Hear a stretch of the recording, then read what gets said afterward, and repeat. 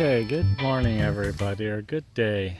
This is another video that I thought I'd do on owning, buying, selling property in the Philippines. All the problems, this would be the third video probably I have. All the problems of owning property or buying property in the Philippines.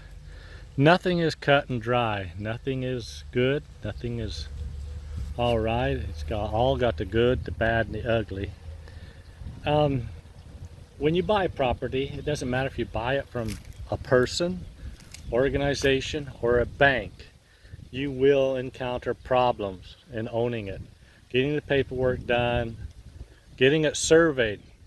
Now this person here had this one surveyed twice. And there is a marker right up there where that post is, that little tree right there is, bush is. That's the corner. Now, the original corner of the property is way up there at the coconuts, way up there.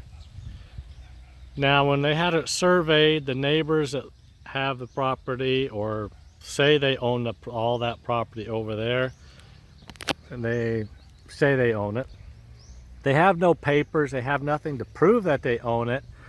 But in the Philippines, you have to go to what they call a barangay captain. Everybody goes there to complain. And a barangay captain is somebody that's elected to an office in every county or barangay. And they're kind of like the judge type thing or whatever, intermediate something.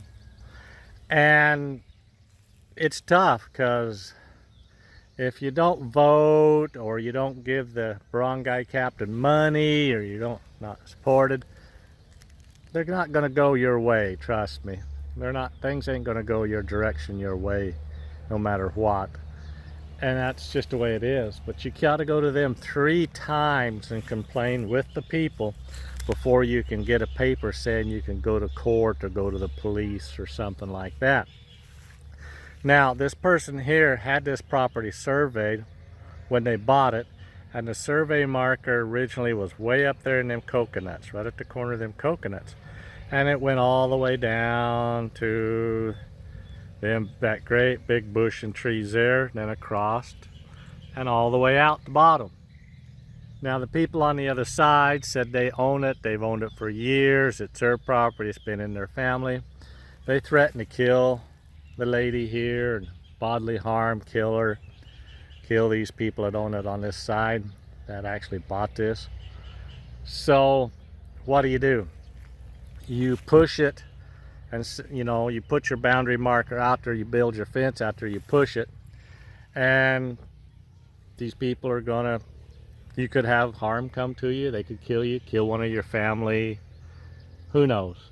People here in the Philippines, they're not stable in a lot of ways when it comes to stuff like that, and they do not understand whatsoever rules, laws.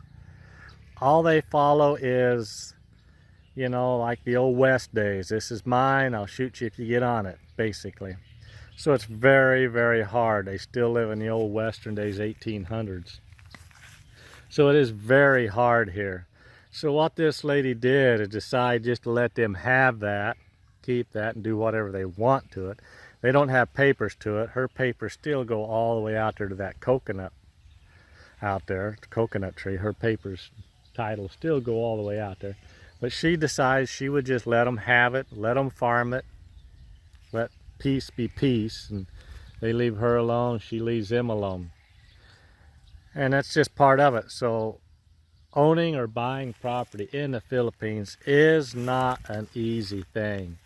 It's very difficult. Even if you buy it from a bank, it's hard to get your paperwork done.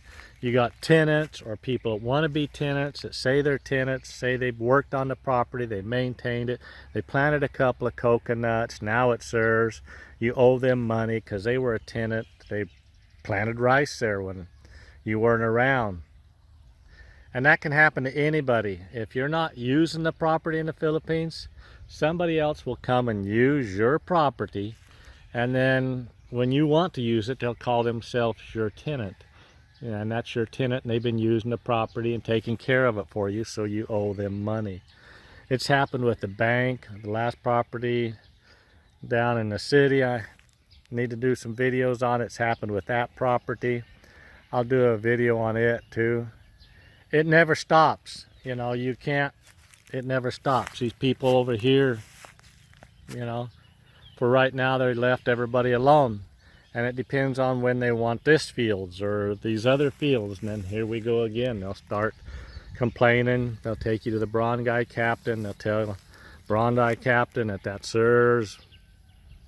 And paperwork means nothing in the Philippines.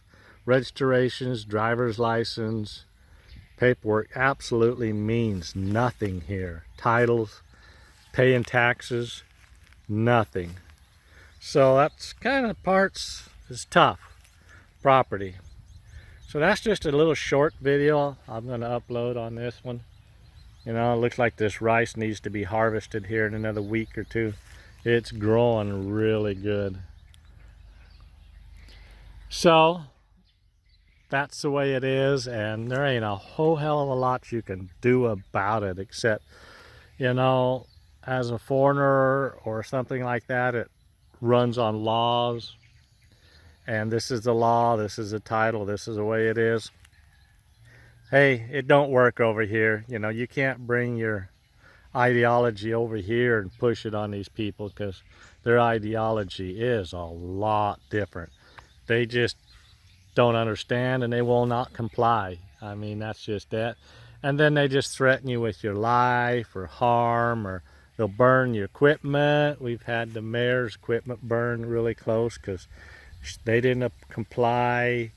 A few years ago or last year, this field over here got burned because they wouldn't let somebody use it way back there. So somebody come in and just burned everything off to the ground. Mad, you know, if I can't use it, nobody can. That's kind of like their ideas.